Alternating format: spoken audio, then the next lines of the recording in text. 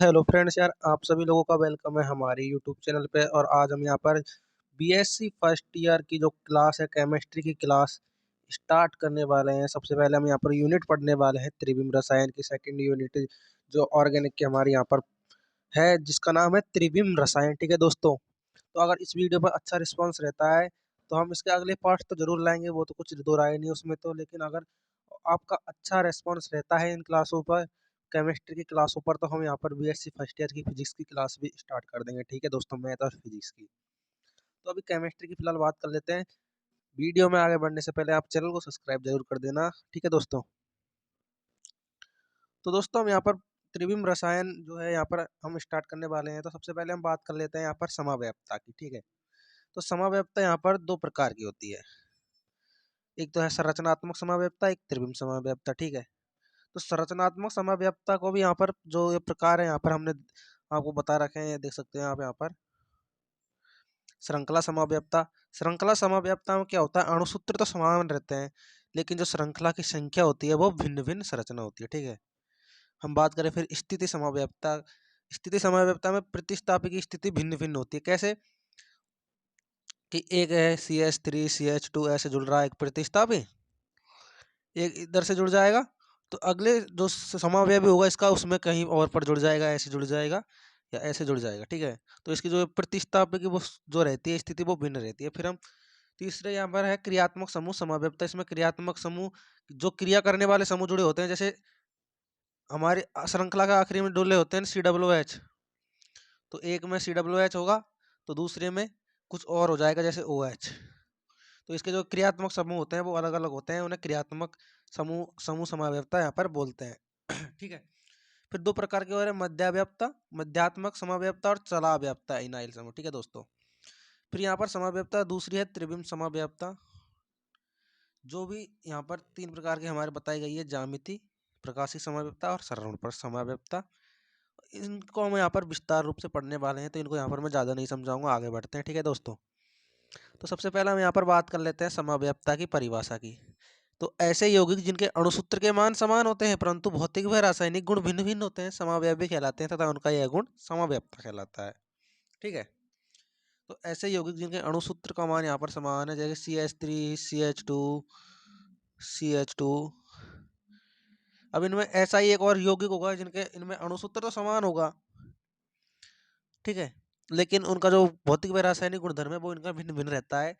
इस कारण इन्हें समावयवी यौगिक कहते हैं, और तो इनका ये गुण होता है ना, उसको समावयवता बोलते हैं। ठीक है, ऐसे यौगिक जिनके अणुसूत्र समान परंतु प्रकाशिक गुण इन्हें इनके त्रिविम संरचना भिन्न होती है, त्रिविम समावयवता कहलाते हैं।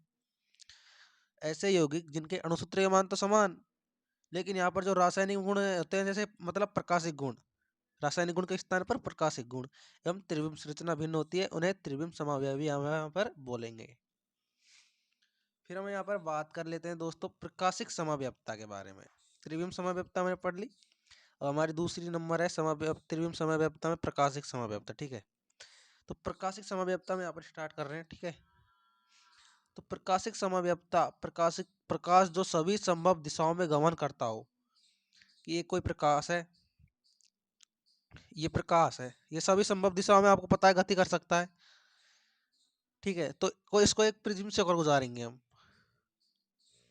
चलो यहाँ पर देख सकते हो हमने चित्र मान रखा है, ये प्रकाश है, ध्रुवित प्रकाश, इसको प्रिज्म से होकर गुजारेंगे हम। ठीक है, एक दिशा में गमन करने लगता है तो यह प्रकाश ध्रुवित प्रकाश कहलाता है। तो आप जानते हैं जो सूर्य का प्रकाश है वो सभी संभव दिशाओं में गमन कर सकता है, मतलब कोई सी भी दिशा में जा सकता है, जहां से अगर उसको रास्ता मिलेगा तो वो जाएगा। लेकिन जब हम उसको एक प्रिज्म से होकर गुजारे तो वो एक स्थान पर केंद्रित होकर एक दिशा में जाने लग जाए। ठीक है, तो वह ध्रुवित प्रकाश कहलाता है, तथा एक ही दिशा में गमन करने वाला प्रकाश समतल ध्रुवित प्रकाश कहलाता है। तो अगर एक ही दिशा में अगर हमारा जो प्रकाश है वो गति करने लग गया तो उसको हम समतल ध्रुवित प्रकाश यहाँ पर बोलेंगे। इस समतल ध्रुवित प्रकाश को विलयन से होकर गुजार कर उस विलयन की प्रकाशिक सक्रियता याद की जा सकती है। तो पहले तो प्रकाश को प्रिज्म से होकर गुजारेंगे तो वो अगर एक दिशा में जाने लग जाता है तो उसको हम समतल ध्रुवित प्रकाश बोलेंगे। ठीक है दोस्तों, तो उस समतल ध्रुवित प्रकाश को हम एक विलयन से होकर गुजारेंगे, जिसकी हमें प्रकाशिक सक्रियता यहाँ पर जांच करनी है कि वो प्रकाशिक समावयवी है या नहीं। ठीक है, तो बिलियन को गुजारने के बाद में हमारे पास यहाँ पर दो स्थिति जो है प्राप्त होती है। तो दो स्थिति हमारे पास, दो स्थिति कौन कौन सी प्राप्त होती है? ऐसे पदार्थ जिनसे होकर समतल ध्रुवित प्रकाश गुजरने पर समतल ध्रुवित प्रकाश की दिशा में कोई परिवर्तन नहीं होता। ठीक है, प्रिज्म से होकर गुजारा तो वो एक दिशा में गति करने लग गया, और बिलियन से होकर हम जब उस एक दिशा में गति करते हुए प्रकाश को गुजारेंगे तो उसकी दिशा में अगर कोई भी परिवर्तन यहाँ पर नहीं होता है तो इस पदार्थ को ध्रुवण अघूर्णक या प्रकाशिक असक्रिय पदार्थ है, जो यहाँ पर बोलेंगे दोस्तों। ये जो है आप ध्यान रखना कि अगर उसकी दिशा में परिवर्तन नहीं होता तो हम उसे पदार्थ को ध्रुवण अघूर्णक या प्रकाशिक असक्रिय पदार्थ यहाँ पर कहेंगे। तथा यह घटना ध्रुवण अघूर्णकता कहलाती है। ऐसे यौगिक प्रकाशिक समव्यवता नहीं दर्शाते हैं। कि दो ही तो चांस बनेंगे। अगर हम कोई सीधा प्रकाश आ रहा है, इस विलयन से होकर गुजार रहे हैं, तो या तो प्रकाश सीधा निकल जाएगा या प्रकाश में कुछ चेंज हो जाएगा उसके डायरेक्शन में। तो ऐसे पदार्थ जिसमें कोई भी डायरेक्शन में चेंज नहीं होता उसे प्रकाशिक असक्रिय पदार्थ कहलाता है, तथा यह घटना ध्रुवण अघूर्णकता कहलाती है। ठीक है, और ये प्रकाशिक समव्यवता यहाँ पर नहीं दर्शाते हैं। लेकिन ऐसे पदार्थ जिनसे होकर, हम बात कर रहे हैं यहाँ पर इस पदार्थ की, ध्यान रखना, ऐसे पदार्थ जिनसे होकर समतल ध्रुवित प्रकाश को गुजारने पर प्रकाश की दिशा परिवर्तित हो जाती है तो उसे घूर्णक ध्रुवण घूर्णक कहलाता है, तथा यह घटना ध्रुवण घूर्णकता कहलाती है। तथा यह पदार्थ प्रकाशिक समव्यवता दर्शाते हैं। ठीक है दोस्तों, तो जिन पदार्थ से प्रकाश गुजरने के बाद में घूम जाएगा वो पदार्थ ध्रुवण घूर्णक कहलाते हैं, तथा यह घटना ध्रुवण घूर्णकता कहलाती है। तथा यह पदार्थ प्रकाशिक समव्यवता दर्शाते हैं। यदि पदार्थ समतल ध्रुवित प्रकाश को घड़ी की दिशा में या दक्षिण दिशा में घुमाते हैं तो इसे दक्षिण ध्रुवण घूर्णक कहते हैं। अगर जो हमारा पदार्थ है वो अगर प्रकाश को घड़ी की दिशा में घुमाता है तो घड़ी की दिशा कैसे रहती है, आप बताइए? ऐसे। तो अगर उसको ऐसे घुमाता है तो वह दक्षिण ध्रुवण घूर्णक कहलाता है, और अगर घड़ी के विपरीत दिशा में घुमाता है ऐसे तो वो वाम ध्रुवण घूर्णक कहलाता है। ठीक है,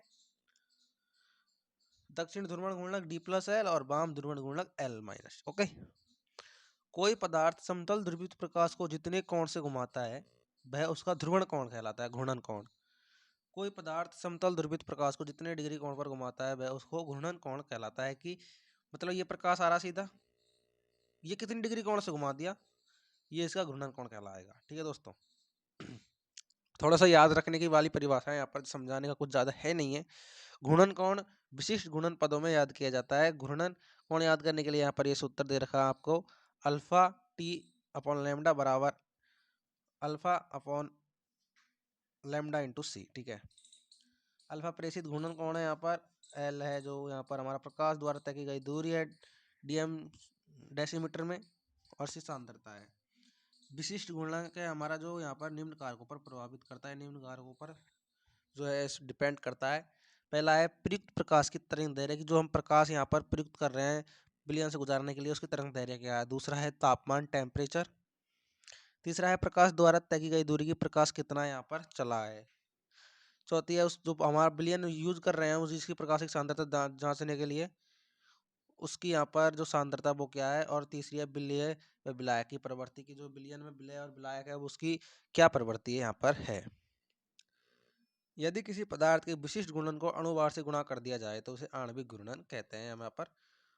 ठीक है, तो आज के लिए बस इतना ही। कल हम यहाँ पर पढ़ेंगे क्रियल कार्बन या असम्मित कार्बन। ठीक है दोस्तों, तो आज की वीडियो में बस इतना ही, आज के लेक्चर में बस इतना ही। अगर आपको सीधा PDF भी चाहिए सभी यूनिटों की तो आप हमें मैसेज कर सकते हो।